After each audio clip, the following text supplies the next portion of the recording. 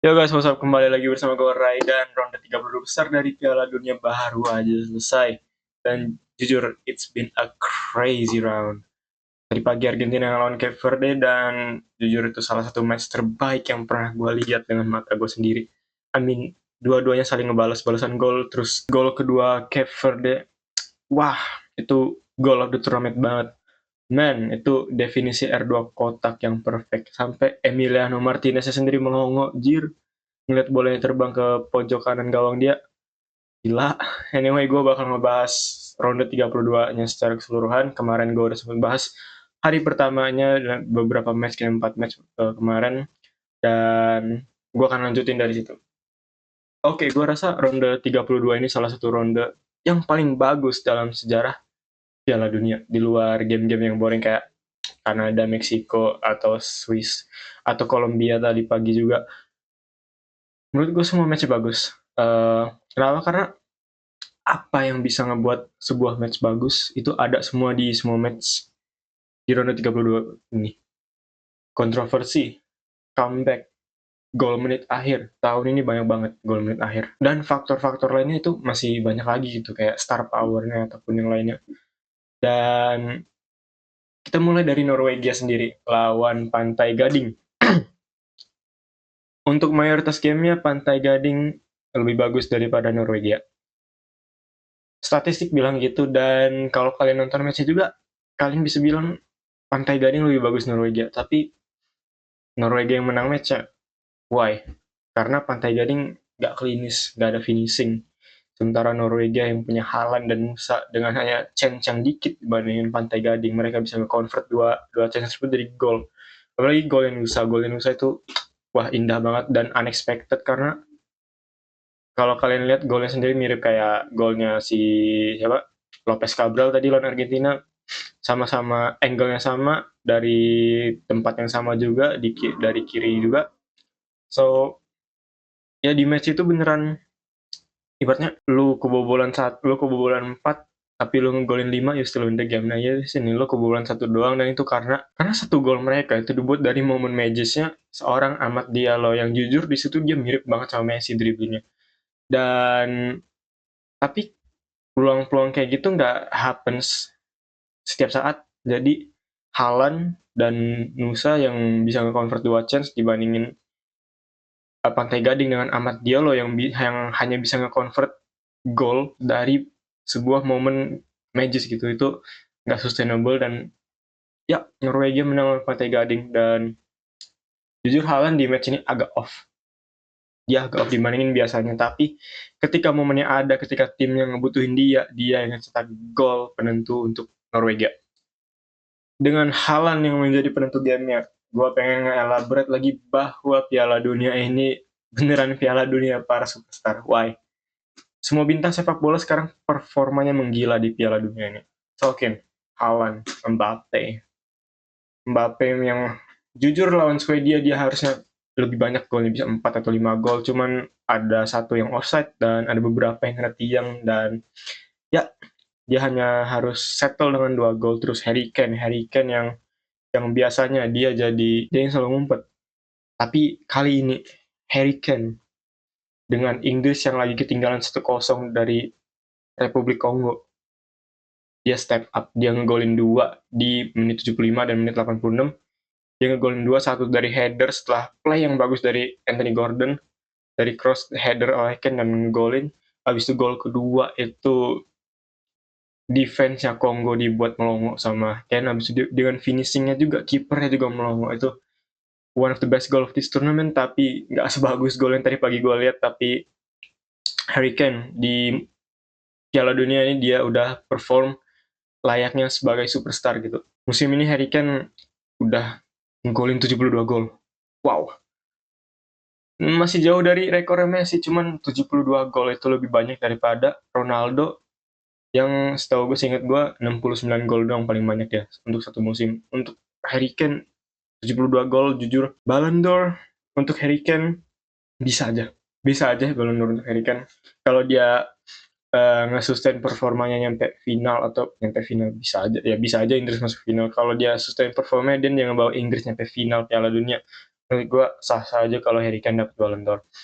Habis itu Vinicius di group stage juga dia bagus, dia tiap game di group stage ngegolin, cuman kemarin lawan Jepang ya agak-agak so-so lah, uh, cuman biasanya memang dia jarang perform untuk Brazil, cuman kali ini dia akhirnya perform lagi superstar untuk Brazil. Lionel Messi juga nggak usah nggak usah ditanya lagi. Lionel Messi 7 gol. Tadi pagi dia ngegolin lagi. Dengan gol itu dia sampai 7 gol sekarang. Dia 39 tahun dan kelihatannya kayak masa prime-nya. Gue nggak tahu how does he do it. Dan menurut gue tim Argentina ini seperti perkataan Sir Alex Ferguson yang waktu itu ngomong, kasih gue 10 Zidane dan bukan 10, kasih gue 10 batang kayu dan Zidane gue bisa menangin piala. Itu persis kayak Scaloni sekarang. Scaloni dengan pemain-pemain Argentina yang lain yang nggak terlalu bagus lah, cuman beberapa sih masih bagus, cuman dibandingin Messi ibaratnya kayak perkataan itu. Kayak dia dengan satu Messi dengan 10 batang pemain Argentina dia bisa ngelakuin apa yang dia lakuin gitu. It's insane.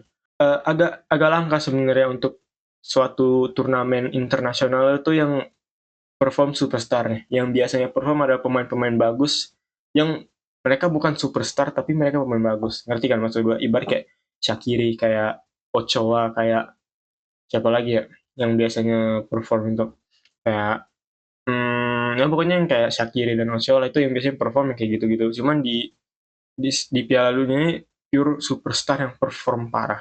Dan ya sebenarnya masih sih pemain-pemain yang bagus yang nggak nyampe superstar yang masih kayak performnya bagus lah di Piala Dunia ini, kayak terutama kiper-kiper ya. Kiper-kiper di Piala Dunia ini wah performanya di luar nalar men. Kiper si Fozinha, udah gitu uh, Orlando Gil untuk Paraguay, lawan Jerman tuh gila banget. Zion Suzuki untuk Jepang.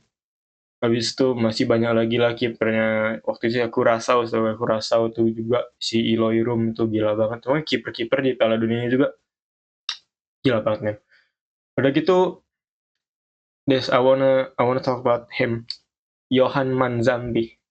Untuk gua, young player of the tournament. Pemain muda terbaik untuk Piala Dunia ini. Bukan Lamine Yamal, bukan Pedri, bukan siapapun lah. Untuk gue Johan Manzambi, dia yang deserve pemain muda terbaik di turnamen ini. Dia jadi offensive load-nya Swiss di usia berapa? 20 tahun atau berapa? 19 tahun gue lupa. He's insane. Kalau kalian nonton, he's insane. Gua nggak tahu kenapa orang-orang nggak ngasih spotlight ke dia, cuman he's insane, bro. Gue assist dia kemarin ketika lawan Algeria itu gila. Dan dia udah konsisten dari group stage ya. Dia udah carry offensive load-nya Swiss yang biasanya Bril Embolo, cuman kali ini dia itu damn. Kenapa nggak banyak orang yang nge-highlight dia gitu, padahal dia bagus banget. Dan mungkin abis Piala Dunia ini dia bisa dapat move ke klub yang lebih bagus, cuman gue harus lihat lagi. Dia masih sama Freiburg sekarang, dan mungkin musim depan bisa jadi breakout year-nya dia, di mana dia bisa ngelihat nunjukin skillnya di level klub. Sekarang di level internasional belum bisa di rate karena nggak bisa nge-rate pemain dari internasional doang ya, dari turnamen internasional doang. Banyak yang dapat ininya lah. Waktu itu setahu gue Liverpool beli siapa gitu dari tahun 2008. Habis itu Andre Arshavin juga, ya dia di Rusia, dia sama Rusia di Euro 2008 bagus, cuman ketika dibeli sama Arsenal ya nggak sebagus itu dia. Jadi nggak bisa beli pemain pure hanya dari ngelihat dia di turnamen internasional kayak Piala Dunia gitu.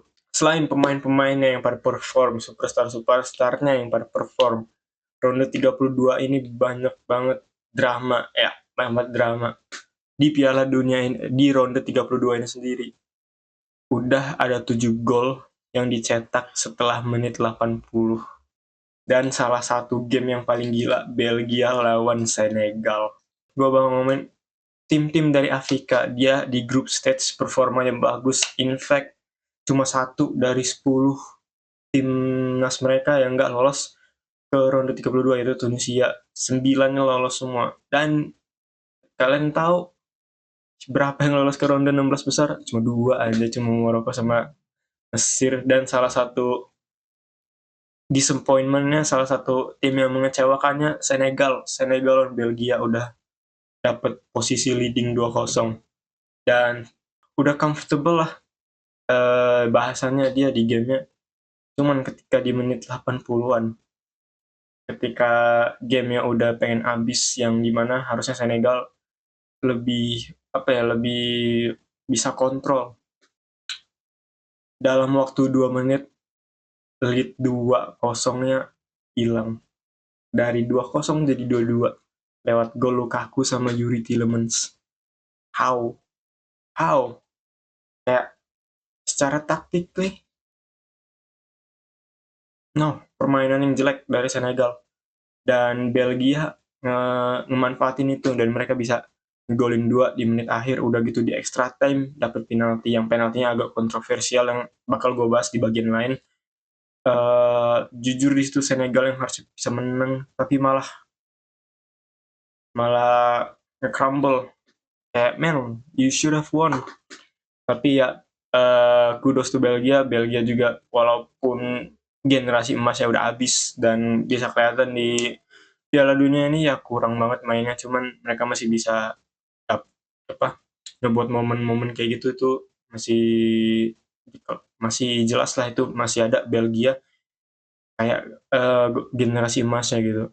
Tadi gue bilang salah satu penaltinya itu kontroversial, dan gue juga bilang kalau banyak kontroversi di ronde 32 besar ini. Dan ada beberapa sih kontroversi yang memang agak kontroversial ya, yang kayak kartu merahnya Balogun lawan Bosnia. Menurut gue itu nggak kartu merah sih. Karena apa? Karena sepanjang Piala Dunia ini berlangsung, foul kayak gitu nggak kena kartu merah kan. Cuma cuma di kasus Balogun doang itu kartu merah. Yang paling ini Messi ya, yang paling banyak di Messi lawan Aljazair, itu dia dengan challenge yang sama nggak kena kartu merah. Jujur, kalau itu semua kartu merah bakal lebih banyak lagi kartu merah di Piala Dunia ini. Cuman entah kenapa, bahkan gue mau bilang kalau yang di kasusnya Messi itu lebih parah daripada yang kasusnya Balogun. Karena Balogun beneran nggak sengaja, dia kayak hanya nggak seimbang gitu, dia nginjek kakinya pemain Bosnia. Cuman Messi beneran penekel, dan harusnya lebih konsisten lagi wasitnya, VAR-nya juga. Harusnya itu bukan kartu merah. Dan sekarang Amerika Serikat harus ngelawan Belgia tanpa striker utama mereka gitu. Jadi ya nggak fair lah untuk Amerika Serikat yang harus kehilangan striker utama mereka. Begitu Portugal lawan Kroasia juga kemarin ada kontroversi juga, di mana golnya Kroasia di menit akhir harus dianulir karena offside. Kalau kalian lihat ini, bolanya mantul dari Renato Vega, gimana bisa offside? Karena pemain Kroasia sebelumnya nyentuh bolanya pakai rambut. Ya, sentuhannya beneran kecil banget. Dan bola di Piala Dunia ini itu pakai sensor, gue lupa nama teknologinya apa, cuman dia pakai sensor yang dia bisa ngedetect sentuhan sekecil apapun. Dan itu termasuk nyentuh rambut coy. Kayak kalau misal lihat itu nge-graze doang, cuma dikit dong bolanya nyentuh rambutnya. Cuman ada lonjakan di grafik sensornya, jadi mereka bisa ngitung kalau itu offset ya dari situ ya. Gue juga sebenarnya gue mau bilang itu nggak offset sih, karena rambut nggak ngaruh tuh sebenarnya. Rambut nggak ngaruh, cuman ya gimana ya, ya itu udah halnya udah terjadi, ya sudahlah. Udah gitu penaltinya Tielemans lawan Belgia ya, itu Stonewall penalti. Gue nggak tahu kenapa orang masih bilang itu bukan penalti, itu penalti jelas-jelas. Karena orang-orang bilang itu Tielemans sengaja naruh kakinya di depan pemain Senegal. Men, dia mau syuting anjay. Dia lari kenceng, dia pengen syuting, makanya dia jatuh karena ditendang, dan itu penalti. Itu orang-orang harus bisa bedain di mana nge-stop goal scoring opportunity dan nge-stop opportunity biasa. opportunity biasa bisa datang dari bisa datang dari chance, bisa datang dari orangnya lagi di dalam box. Cuman goal scoring opportunity mau sesoft apapun, mau apa ya, selembut apapun lo nyentuh orang, kalau kalau dia lagi dalam motion shooting, lagi dalam satu lawan kiper dan lu fall, itu penalti, nggak ada apapun kecuali lu dapet bolanya. Kalau dapet bolanya ya fair fair aja nggak penalti, cuman itu nendang Tielemans kenceng lagi. So ya kalau yang itu mungkin nggak terlalu apalah, biasa aja menurut gue. Begitu gue pengen ngebahas match up untuk 16 besar gitu, dan gue bakal prediksi juga, dan gue bakal kasih alasan juga kenapa gue milih prediksi-prediksi itu. Oke. So match up pertama Paraguay Prancis. Prancis menang, udah nggak usah diapa-apain. Habis itu Maroko Kanada gue bilang Maroko bakal menang, cuman Kanada bakal ngasih pertandingan yang bagus ya karena mereka tuan rumah juga, dan di sini tapi Maroko bakal tetap menang dan secara nyaman juga. Spanyol Portugal, gue maaf, sorry untuk Ronaldo ya, gue bakal ngomong ini Spanyol sih. Walaupun Spanyol lagi underperform di Piala Dunia ini, gue masih lebih percaya sama Spanyol daripada Portugal. Portugal kemarin kebantu karena Ronaldo dicadangin di menit-menit akhir dan yang ngegolin Gonzalo Ramos. Oh iya, itu Gonzalo Ramos ngegolin di menit akhir juga tuh, setelah diganti dengan Ronaldo. Itu gue kalau Martin, si coachnya Portugal ya, masih mainin Ronaldo, gue bingung itu, padahal dengan Gonzalo Ramos mereka lebih bagus itu Portugal. Tapi gue nggak yakin dia bakal ngebench Ronaldo, jadi gue bakal bilang Spanyol bakal menang mudah di sini. Lalu Belgia, Amerika Serikat tanpa striker utama mereka, tanpa Balogun. Belgia setelah ngalahin Senegal 3-2, mungkin secara mental Belgia bakal lebih ready di sini. Cuman Amerika Serikat bakal lebih bertarung ya, karena ini juga di home court mereka punya home advantage. Cuman gue masih bilang dengan yang kemarin, gue bilang Belgia bakal tetap menang sih. Brazil Norwegia, this one's hard. Ini yang susah. Norwegia lagi on form, Brazil juga. Sebenarnya Brazil mereka lawan tim muda sih. Lawan Jepang kemarin agak dibantu karena Jepangnya bodoh aja. Cuman menurut gue di sini Brazil masih menang. I'm sorry Haaland, cuman ya mungkin Haaland ngegolin beberapa, cuman Brazil is Brazil, mereka terlalu gila, men. Meksiko punya home advantage, mainnya di Azteca juga, di sini bakal buat Inggris kesusahan banget.